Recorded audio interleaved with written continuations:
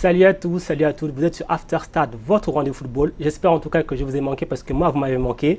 On est de retour aujourd'hui. Forcément, je vais préparer un programme chaud. Il y aura du débat. On commence tout de suite par le sommaire. D'abord, direction les Comores pour revenir sur ce bras de fer entre d'un côté la section comorienne et de l'autre la CAF. Pourquoi la CAN 2019 comme enjeu?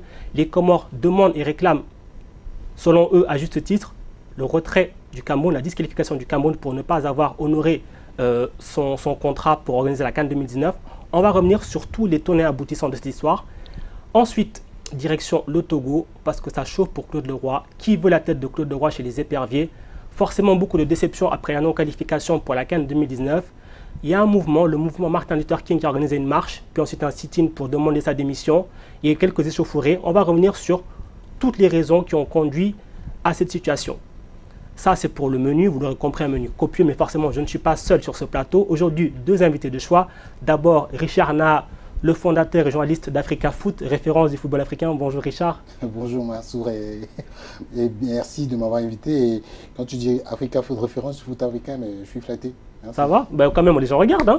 Oh, donc c'est une bonne chose. Merci. Et Benamir Saadi, le manager de la section des Comores. Bonjour Monsieur Saadi. Bonjour. On attend beaucoup de vos éclaircissements parce que c'est vrai que beaucoup de gens suivent cet épisode entre la CAF et les Comores, mais il y a beaucoup de gens qui ne savent pas exactement pourquoi est-ce que les Comores ont saisi le TAS et quels sont les tenants et aboutissants. Forcément aussi, il y a des gens qui découvrent un petit peu ce qui se passe. Petite piqûre de rappel pour voir un petit peu tout ce qui s'est passé et pourquoi est-ce qu'on est arrivé à cette situation.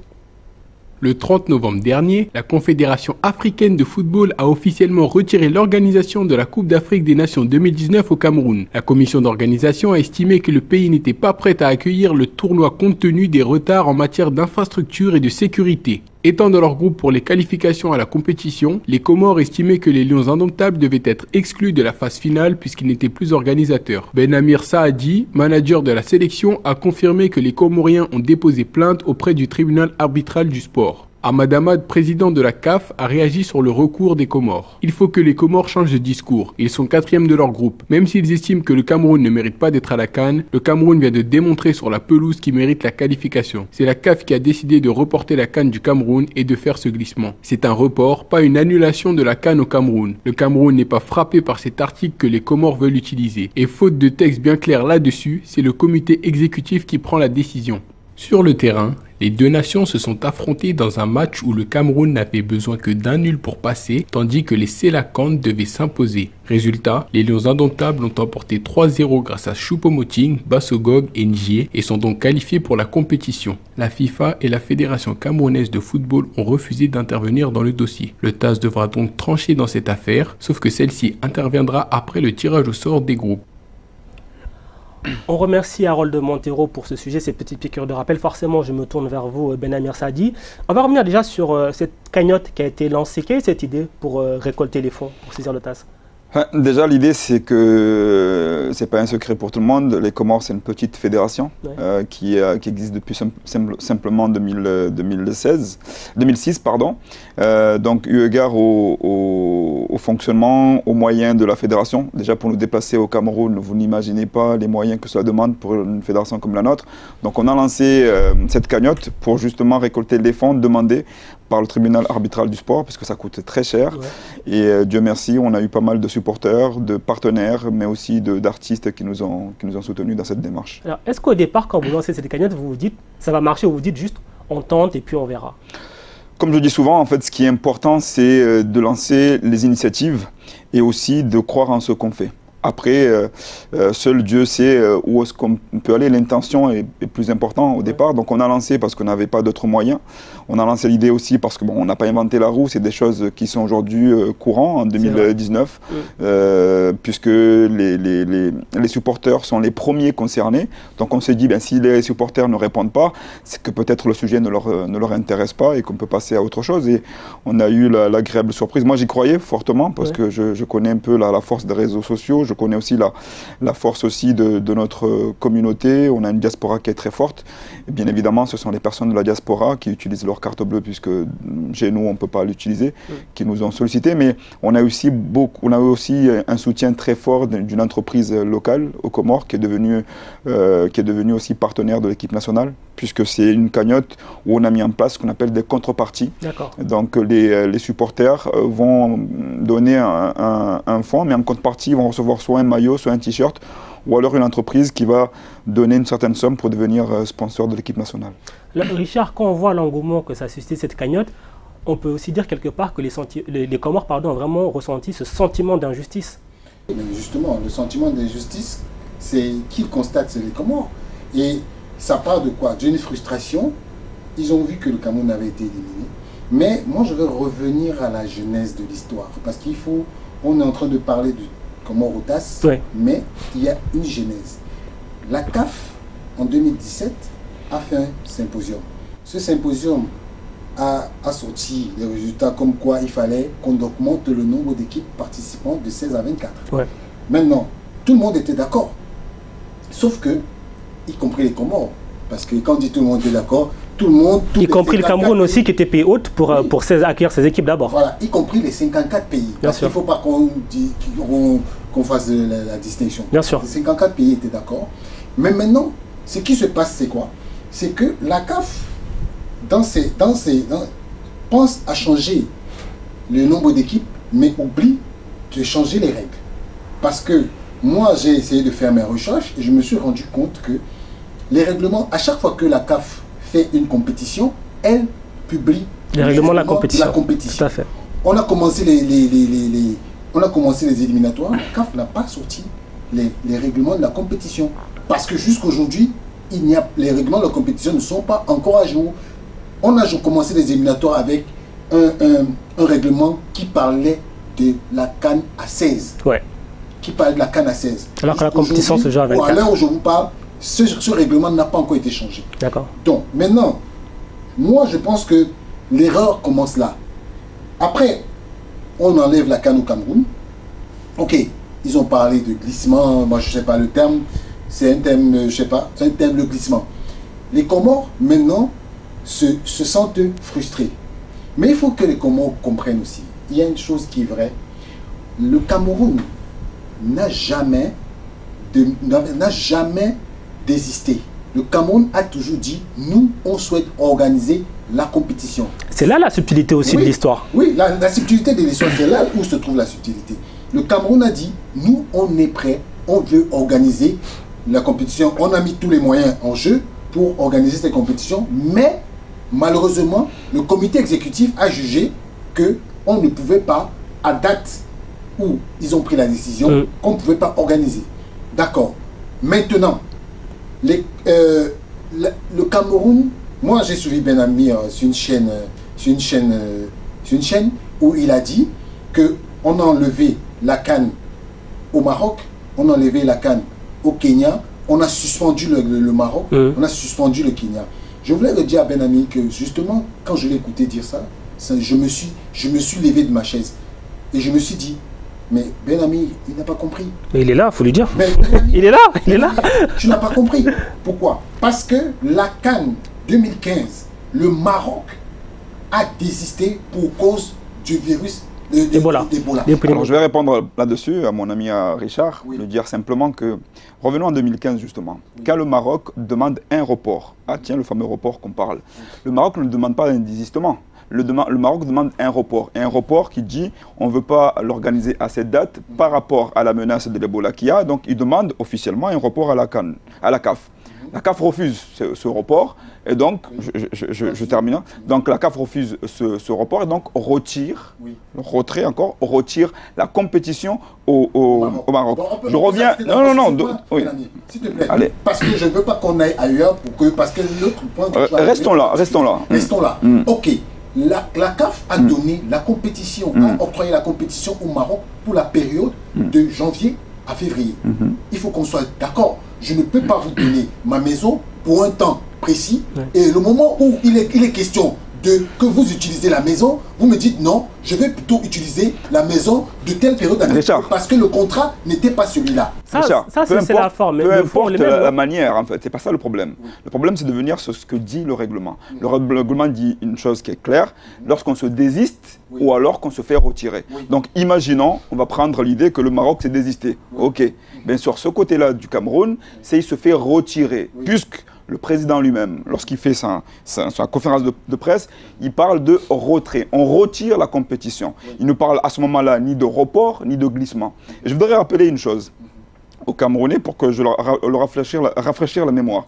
Avant que le président ne prenne la parole, tous les Camerounais parlaient déjà, entre guillemets, de complot. Ils étaient tous contre Ahmad, contre la CAF, etc. Et dès lors que Ahmad a parlé, le lendemain, c'était la fédération Fecafoot en premier lieu qui a saisi, la menace du TAS en disant « Nous, on va aller au TAS ». Pourquoi? Parce qu'on nous a donné une compétition à 16, à juste titre. On nous a donné une compétition à 16. Au moment où on nous a donné la compétition en 2014, c'était pour juin, alors que, pour décembre, et là, on va le faire en juin. Ils avaient raison. Et Ahmad, quand il est parti dans une chaîne panafricaine, à ce moment-là, il a dit attention, les Camerounais, pardon.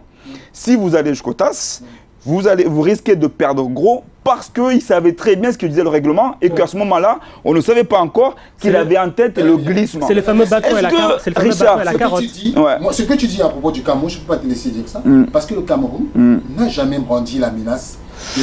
Si Richard, Richard, il faudrait réécouter l'émission. Il y a eu l'association des clubs amateurs qui avait menacé de déposer une plainte au TAS. Non, ils avaient menacé de déposer. Écoutez, il faut. Pourquoi? Mais c'est le même principe. Non, faut pas confondre. Pourquoi le président Ahmad Ahmad est parti voir le président camerounais?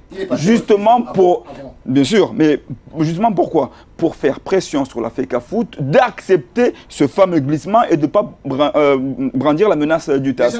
Donc, n'a jamais porté plainte. Non, elle n'a pas porté plainte, elle a menacé de porter plainte. Et tous les Camerounais d'ailleurs, allez, on ne dit pas la Fecafoot, parlons des Camerounais eux-mêmes. Dès lors qu'ils savent qu'il y a un tribunal qui s'appelle le tribunal arbitral du sport, dès lors qu'ils ont entendu le retrait, la majorité des Camerounais ont dit on va aller au TAS demander justice parce que nous, on nous a donné une compétition à 16. Ce que vous avez dit au début sur la genèse, on est entièrement d'accord. Mais le problème, il est où? Le problème, il est que lorsqu'on prévoit, et là on est entièrement d'accord là-dessus, un changement de compétition et un changement de règlement. Les règlements n'ont pas changé. Mais est-ce que c'est la faute aux Comores ou au Cameroun? Je ne pense pas. Mais sauf que les Comores sont complices de cette histoire. Nullement. Ben-Amir, dans quel sens? Dans quel sens? Si on a ce pouvoir d'être complice... J'organise ma compétition, tu viens jouer dans ma compétition, je n'ai pas changé les règles, ça veut dire que tu as accepté les règles. Parce que... Non, Richard. Par contre, juste une question. Est-ce que le Cameroun n'aurait pas dû dire je n'accepte pas qu'on modifie les règles en cours de jeu, c'est-à-dire ce passage de 16 à 24? Oui, parce que c'est quelque part là le nœud du problème. Moi j'ai fait un post en disant, le lendemain où j'ai appris que les Comores avaient porté plainte au TAS, où j'avais lu la publication de Ben-Amir sur sa plateforme, j'avais dit, les Comores, ils ont raison de porter plainte au TAS. Maintenant, le Cameroun, c'est qui est le dindon de la farce, c'est le Cameroun. Forcément. Parce qu'il a été frustré dès le départ, on lui a enlevé la canne. Après, il a accepté, non, on a changé les règles du jeu. Il a accepté, maintenant il a continué la compétition, on lui a demandé de se qualifier. Maintenant, pourquoi est-ce que on pense que c'est le Cameroun qui doit payer? Parce que ce que les Comores font, moi je suis d'accord, moi j'ai dit et j'assume que les Comores ils ont raison. Ça va même peut-être amener la jurisprudence, mais je pense que, raison gardée, il faudrait qu'on soit psychologue. Parce que là, vous êtes en train de frustrer. Parce que là, si la plainte aboutit, ça va amener deux choses. Le Cameroun ne va pas jouer cette canne, elle va être éliminée, elle va être suspendue. Richard, moi je vais répondre là-dessus sur deux choses. Nous, ce qu'on demande, c'est l'application du règlement. Après, il y a une chose qui est très très importante, c'est le dialogue.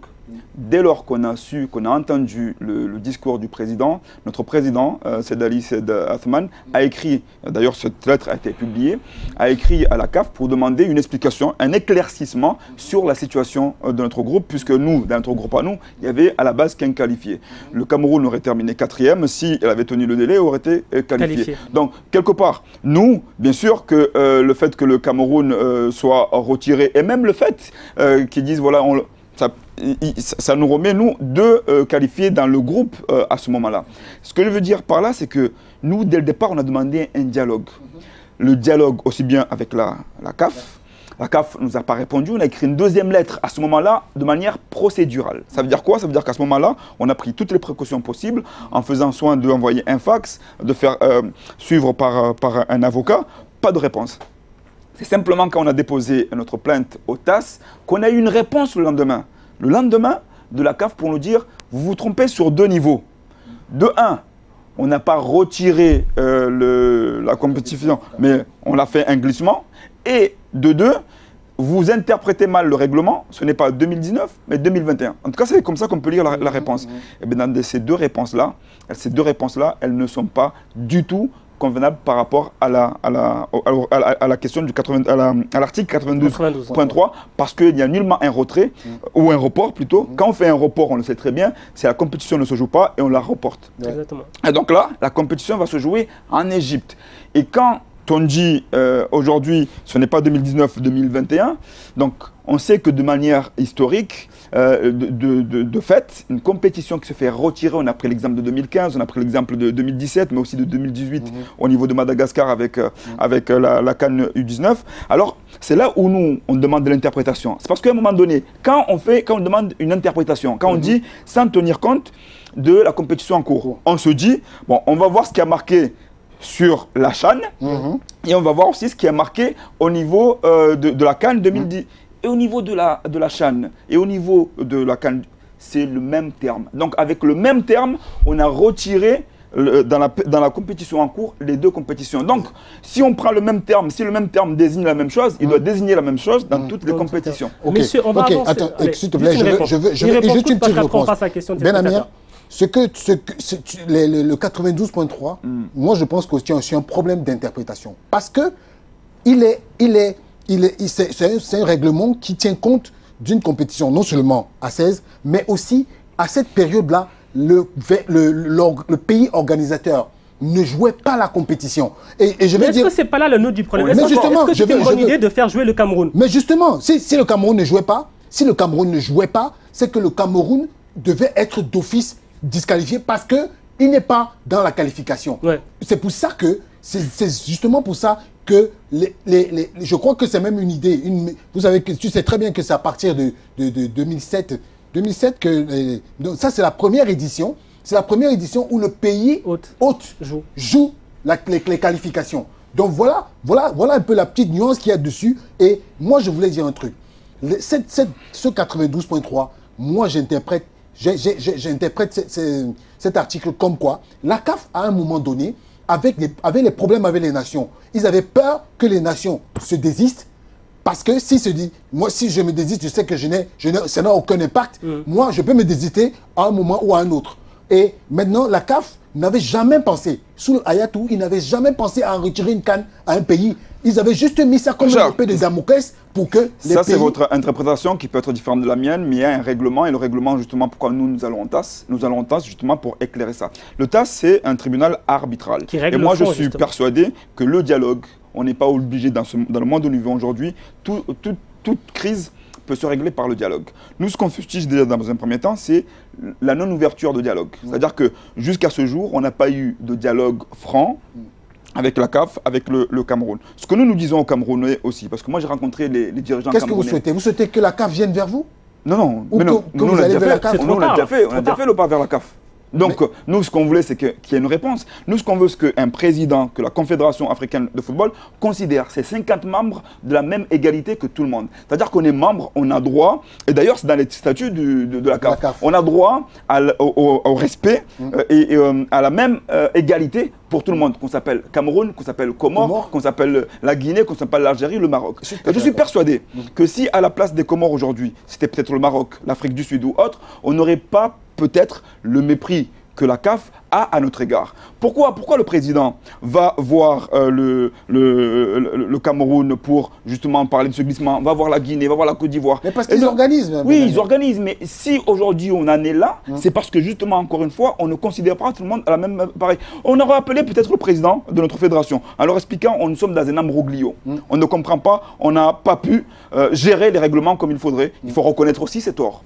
Dès lors qu'on est responsable, on doit connaître ses torts. Et le règlement, on est d'accord, n'a pas suivi le changement. Nous, à ce moment-là, peut-être que notre président aurait pris la peine de discuter, d'échanger, de voir quelles sont les différentes possibilités. Et quand nous, aujourd'hui, on va vers la FECAFOOT, qu'on leur dit qu'aujourd'hui, nous, on n'a rien contre le Cameroun. Nous, ce que nous voulons, c'est que la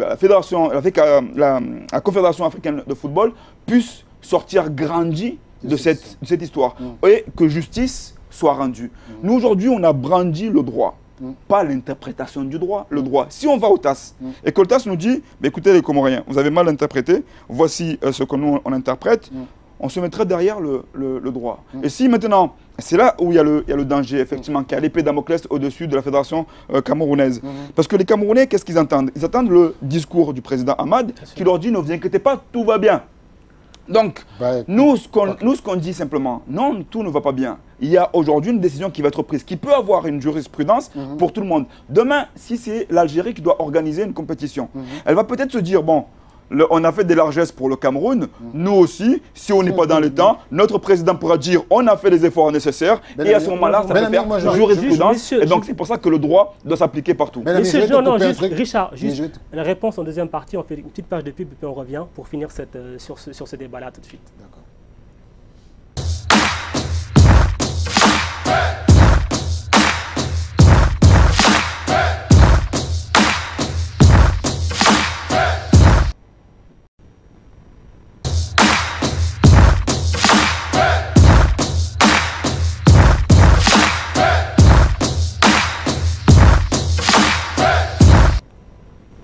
After Stade, deuxième partie, toujours accompagné de Richard Naha et de Ben Amir Saadi. Vous l'avez vu, ça débat beaucoup autour de cette question, ce bras de fer un peu entre le pot de verre et le pot de fer qu'est le Comore contre Cameroun. Richard, juste avant la pub, je voulais vous laisser réagir, donc allez-y. Mais justement, je voulais dire à Ben Amir que la faute, ce qui se passe actuellement, c'est la faute de tous les présidents de fédération. Parce que moi, j'ai participé au congrès de la CAF le 6 février 2018 à Casablanca. Mais vous ne pouvez pas imaginer, les présidents de fédération, ils sont dans la salle, on leur pose des questions, tout ce qu'ils ont à faire, c'est brandir le carton vert, agree, on est tous d'accord, on est tous d'accord. Et y compris votre président de fédération. Parce que est-ce qu'ils ont pas ce qui se passe, c'est quoi, Richard? Non, ce qui se passe, c'est quoi? Il faudrait que les responsabilités soient partagées. Quand on va dans un congrès, il faut qu'on vienne avec des idées. Il y a beaucoup de présidents de fédération qui sont présidents de fédération juste parce qu'ils veulent avoir des honneurs, ils veulent aller dans des compétitions, ils veulent aller se faire voir. Et il y a des règles, il y a des règlements que pendant le comité exécutif, il y a des débats qui sont ouverts. Mais personne ne prend la parole. Aujourd'hui, on est dans un imbroglio total parce que 54 pays, 54 présidents de fédération ont dormi. Ils ont dormi. C'est quoi? C'est l'esprit de suivisme. C'est l'esprit de suivisme. Parce qu'aujourd'hui, moi je suis très content parce que Ben Amir dit qu'il va avoir jurisprudence. Mais la jurisprudence devait être avant. Parce qu'aujourd'hui, on vient reprocher à la CAF les erreurs parce que les présidents de fédération sont complices de cette erreur. Parce qu'il ne faut pas forcément dire que oui, machin. Maintenant, aujourd'hui, tout le monde est d'avis que oui, les Comores on est d'accord avec les Comores. Moi, je suis d'accord. Mais nous tous, nous sommes complices. Parce que même nous, les journalistes, on a attiré l'attention de personne sur ces faits-là. On a changé les règles on a changé les règlements de jeu sans changer les textes. Ouais. Aujourd'hui, tout le monde est bloqué. Je vais répondre de manière très brève à ce qu'il dit Richard. Moi, je vais dire, je suis entièrement d'accord avec ce qu'il dit. Et c'est ça si on est aujourd'hui à débattre, c'est parce que justement, on n'a pas fait nos responsabilités. On aurait pu se dire, nous, on est les Comores, personne ne nous connaît. Si les Comores ne sont pas présents à la CAN, personne ne dira rien. On aurait pu se taire. Et donc, à ce moment-là, on ne serait pas là à débattre ou on n'aurait pas à mener tous ces débats. Le plus important, c'est ça. C'est de changer le visage de notre football, de changer le visage de notre continent à travers un sport qui est roi, le football. Et je pense que si on donne l'exemplarité à travers ça, aujourd'hui, nous, on dit aussi que le TAS, peut-être, de la manière dont il fonctionne aujourd'hui, mais ça c'est notre débat, ne convient peut-être pas au continent africain, et ça il faut le revoir différemment, il faudrait l'entendre, parce que c'est pas normal que nous ayons aujourd'hui à faire une cagnotte pour récolter jusqu'à 50 000 € pour y aller, parce que nos problèmes du Sud, c'est pas les problèmes du Nord. Exact. Et moi je vais dans ton sens, dans votre sens, pardon, c'est de se dire, on a une lecture différente à faire du football africain. Exactement. Si aujourd'hui nous prenons nos responsabilités, si nous rompons avec les... D'ailleurs, c'était le discours d'Amad qui nous a plu quand il est venu et qu'il a dit, d'ailleurs, de passer à 16 à 24 personnes, on a applaudi. Il y a peut-être une part de responsabilité de tous, mais nous devons aujourd'hui rompre avec les méthodes anciennes. Nous devons rompre avec un système d'africanité qui nous empêche d'être demain champion du monde. Moi, je suis persuadé que nous avons les équipes, les sélections pour être champion du monde. Simplement, nous n'avons pas les méthodes, nous n'avons pas le travail et la rigueur pour arriver là où on est. Parce que si on doit changer une compétition, on change les règles. Ce n'est pas le cas. Nous, on s'engouffre bien sûr dans cette porte ouverte, mais ce n'est ni la faute des Comores ni celle du Cameroun. Nous, ce que nous demandons aujourd'hui... C'est la faute à la CAF. Mais tu oublies, Ben Amir, que la CAF, c'est 54 pays. Oui. Le président de la fédération... Mais ce n'est pas parce que 54 pays ont fauté qu'on ne peut pas aujourd'hui trouver... Nous, on demande le dialogue, encore une fois. Messieurs, on va avancer. On va passer à la question des téléspectateurs qui est intéressante pour le coup. D'ailleurs, si jamais vous avez des questions, n'hésitez pas à réagir sur les réseaux sociaux, à nous poser vos questions sur le hashtag AfterStade. Alors, cette question, elle est de The Moon et elle est intéressante parce qu'elle dit le verdict du TAS va arriver après le tirage au sort qui aura lieu donc, ce vendredi 12 avril. Qu'est-ce qui se passe maintenant si jamais le TAS se prononce en faveur des Comores? Mais ce qui se passe, c'est que tout est bloqué. Oui. On va être bloqué. C'est le scénario catastrophe quelque part, non? Non, mais scénario catastrophe, mais qui l'a voulu? C'est les 54 membres de la Confédération africaine de football, y compris les Comores. Parce que moi, mon problème, je suis tout à fait d'accord qu'on dise que oui, les Comores, ils sont dans leur bon droit, mais les Comores, eux aussi, ont la faute. Parce que moi, je reviens encore, excusez-moi de me répéter, parce que moi, mon argument, c'est il faudrait que les présidents de fédération, ça c'est, j'interpelle tous les présidents de fédération, les présidents de fédération, arrivez avec des programmes à la tête de vos fédérations, même quand vous arrivez à la Confédération africaine de football, venez avec des projets, on vous donne des programmes avant. La CAF vous prend le soin de vous envoyer le programme l'ordre du jour avant. Pourquoi est-ce que vous ne pouvez pas faire des amendements? Vous êtes aujourd'hui complice de tout ce qui se passe. Parce qu'aujourd'hui, si aujourd'hui le TAS va en faveur des Comores, nous tous nous sommes bloqués. On a une canne qui risque de ne pas se passer. Parce qu'aujourd'hui, qu'est-ce qui se passe? Les Comores, ils sont dans leurs droits. Mais le président de la fédération comorienne, il était content quand on a dit, oui, on passe de 16 à 24. Aujourd'hui, c'est lui qui se plaint. Moi, je pense qu'on déplace le débat. On ne dépasse pas le débat. Si. On ne dépasse pas le débat. Moi, juste une dernière question, parce qu'après, on doit passer au thème Claude Roy. Est-ce que les dés ne sont pas jetés? Est-ce que les instances vont accepter de faire ce gros chamboulement, comme vous dites, pour les Comores, petits pays? Moi, je suis conscient qu'on dérange. Je suis conscient qu'on amène quelque chose de nouveau. Je suis conscient qu'on amène le débat. Je suis conscient qu'aujourd'hui, peut-être qu'on empêche à des gens de dormir. Mais nous aussi, on ne dort pas.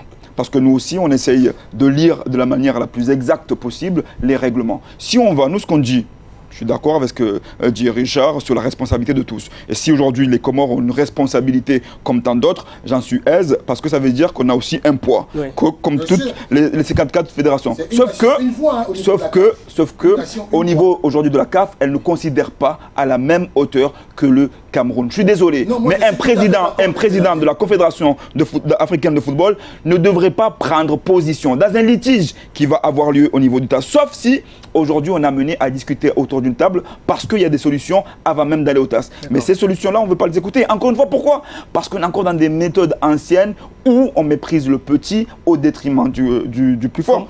Donc, nous, on se positionne. Si on va et que le TAS dit, va dans le sens de Richard, oui, mais les Comores, c'est votre responsabilité. Nous, on se pliera. On se pliera à cette décision-là. Mais est-ce que les Camerounais mesurent aussi qu'ils doivent aussi se plier et la CAF aussi qui reconnaît le tribunal arbitral. Ils n'ont pas le choix parce qu'ils reconnaissent le tribunal arbitral du sport comme étant un juge arbitral. Donc pour répondre à votre question, concernant le tirage, qui dit tirage, tout comme les propos du président Amad, tout le monde a repris, la presse a repris les propos du président Amad, comme quoi ça y est, le président a taclé de manière sanglante les Comores, mais les propos d'Amad n'appartiennent qu'à Amad. Elles ne font pas jurisprudence. Donc aujourd'hui, nous, ce qu'on dit, c'est que si maintenant, au niveau du... D'ailleurs, c'est ce 12-là, la date limite pour que la procédure se lance, si au 12 avril, le tirage aura lieu, si le TAS nous donne raison, il n'y aura pas d'autre choix que d'enlever le Cameroun et de remplacer par les Comores. Sauf que... Et là, tirage, peut-être. Non, pas forcément. Oui, dans le sens où Richard m'a fait état d'une remarque, nous, on n'a pas la même position, le même poids que le Cameroun. Voilà. Bien évidemment, on n'est pas dans le même chapeau. Donc, à ce moment-là, effectivement, il peut y avoir un nouveau tirage et relancer tout ça. Et ça en redonne un nouveau imbroglio. Mais cet imbroglio-là, encore une fois, j'insiste, c'est parce qu'il manque de dialogue. C'est parce que jusqu'à ce jour, on a saisi nous le bras, on a saisi la main pour qu'on vienne discuter autour d'une table. Certains ont pensé que c'était entre guillemets à l'africaine qu'on voulait soit négocier des fonds, de l'argent, mais aucunement. On voulait simplement discuter une équité pour que toutes les parties puissent sortir vers le haut de cet imbroglio que, je vais dans le sens, la CAF, puisqu'on dit la CAF, c'est pas un individu, la CAF c'est l'entité, là on est d'accord là-dessus. Mais que la CAF n'a pas su se sortir par rapport au fait que les changements au niveau statutaire n'ont pas suivi au niveau des règlements. Donc si aujourd'hui il y a sanction, il y a sanction effectivement pour tout le monde. Et c'est pour ça, et je terminerai là-dessus, que la CAF a tout à gagner en prenant toutes les fédérations à la même hauteur et à écouter quel que soit le niveau ou en tout cas l'âge de cette fédération-là. Une fédération, le fameux une fédération. Richard, malheureusement, Richard, on doit passer au sujet. Juste un petit truc. Moi, je suis d'accord avec toi que je pense que le fait que les Comores soient arrivés là, c'est parce qu'ils ont été frustrés et ils ont senti qu'on ne les a pas considérés. Et moi, je suis tout à fait d'accord avec toi. Le président de la CAF ne doit pas prendre position. Parce que, et en fait, quand tu dis qu'il ne doit pas prendre position, le problème c'est quoi? C'est Comores CAF, hein, c'est pas Comores Cameroun. C'est Comores CAF, l'affaire. Donc ça veut dire que lui, il représente l'institution et vous représentez votre fédération, vous avez attaqué la CAF. Et donc, moi, je pense qu'il doit vous donner le même respect qu'il donne au Cameroun. Mais moi, je te jure que cette histoire, si on s'amuse, il risque de ne pas voir la CAN 2019. Mais là, nous, c'est pas un jeu. Hein. Alors, messieurs, par contre, on passe, on verra d'ailleurs, réponse donc peut-être dans les prochains jours, sans doute après le tirage au sort. Messieurs, on passe au sujet Claude Leroy. Claude Leroy qui connaît des temps un petit peu compliqués au Togo depuis l'échec à la qualification à la CAN 2019. Il y a un mouvement, le mouvement Martin Luther King, qui s'est mis en place du côté de Lomé, un petit peu aussi dans quelques petites villes, pour réclamer son départ. Samedi, ils ont organisé d'abord, ils ont demandé une manifestation qui a été refusée par le ministère de l'Intérieur. Finalement, ils ont fait un sit-in. Bon, on va aller rencontrer le fondateur du mouvement pour voir un petit peu qu'est-ce qu'il reproche au sectionnaire Claude Leroy. C'est un sujet de Nicolas Douya.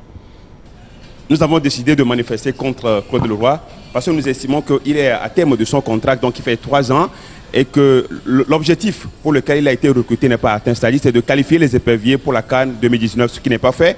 Et nous disons qu'il faut qu'il parte parce que le peuple togolais n'a pas eu les résultats escomptés. Et donc sur les 6 matchs qu'il a joués pour la qualification de la CAN 2019, le Togo n'a que 5 points sur 18. Nous estimons que Claude Leroy doit partir. Et c'est l'avis de tout le peuple togolais.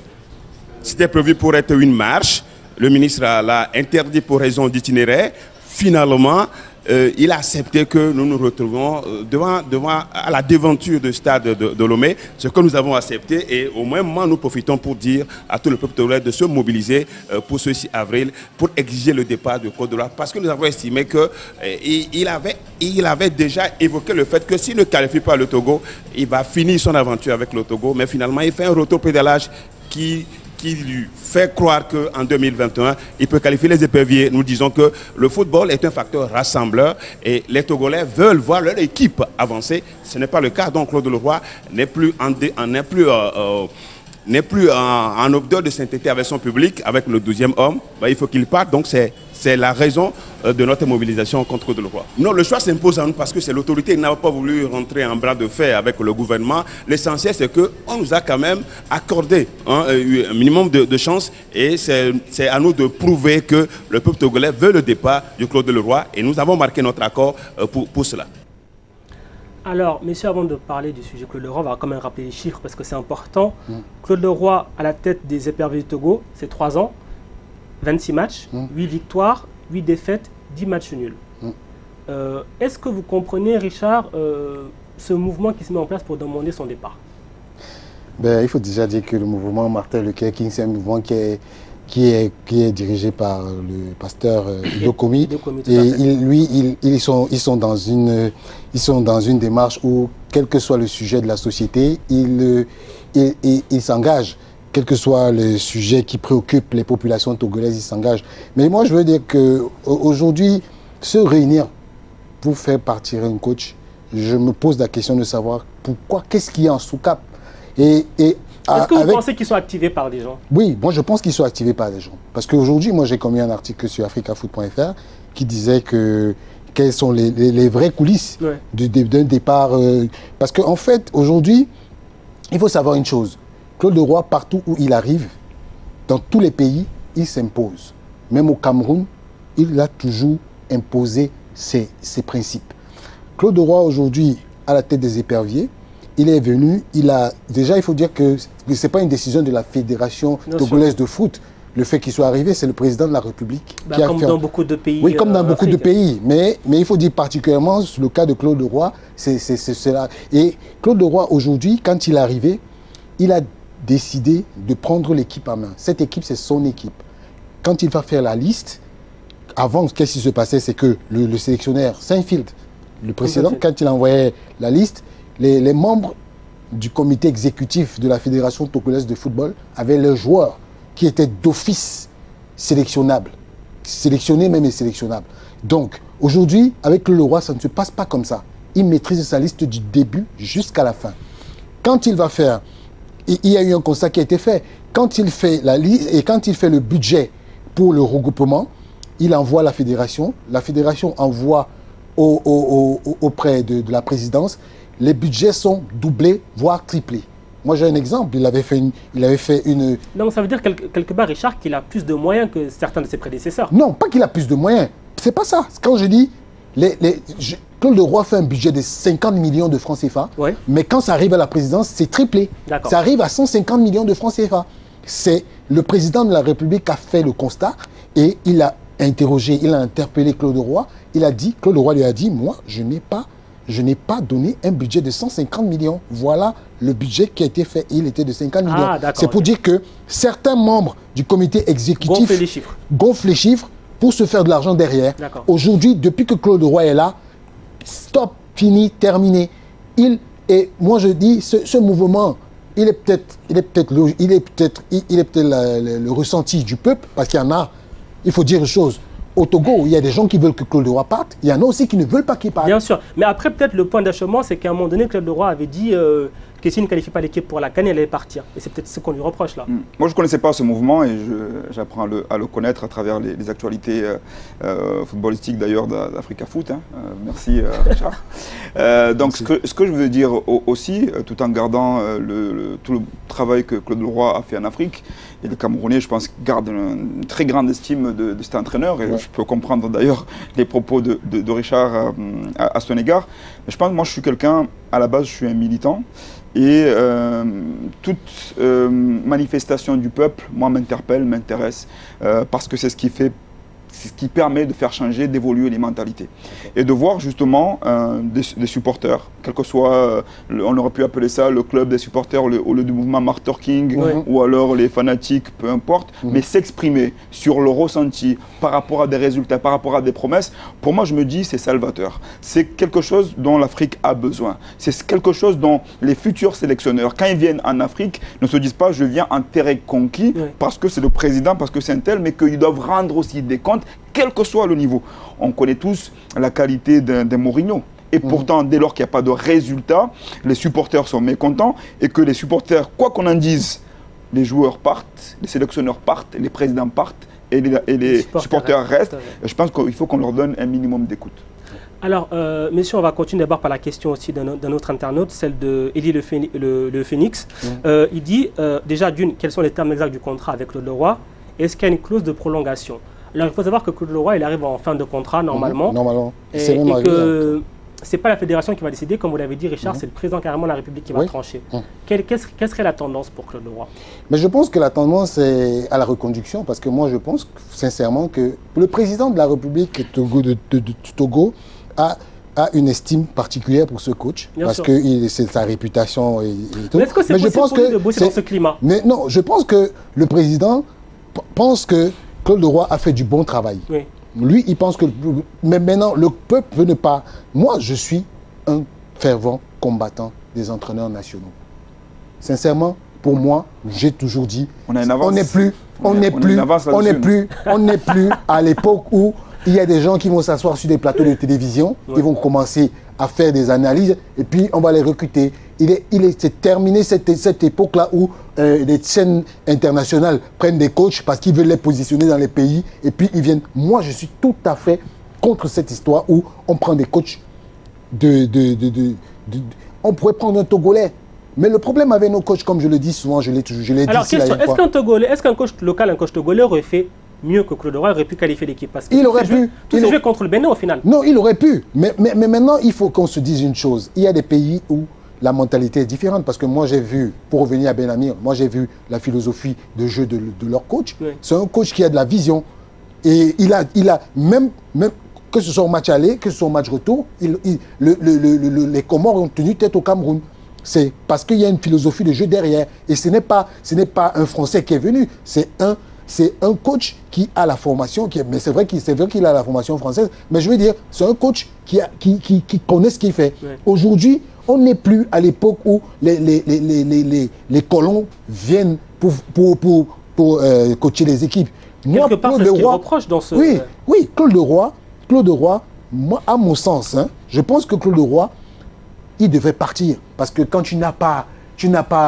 Parce que je sais, en coulisses, quelqu'un m'a dit, si on reconduit Claude Roy aujourd'hui, les Togolais, à chaque match des éperviers, ils viendront au stade pour descendre cette équipe pour qu'elle ne gagne pas. Et vous voyez l'impact. Ce sera contre-productif. Ce sera contre-productif. Donc, moi, je pense que c'est plus vers la reconduction pour les dirigeants. Ouais. Mais pour le peuple, c'est plus possible.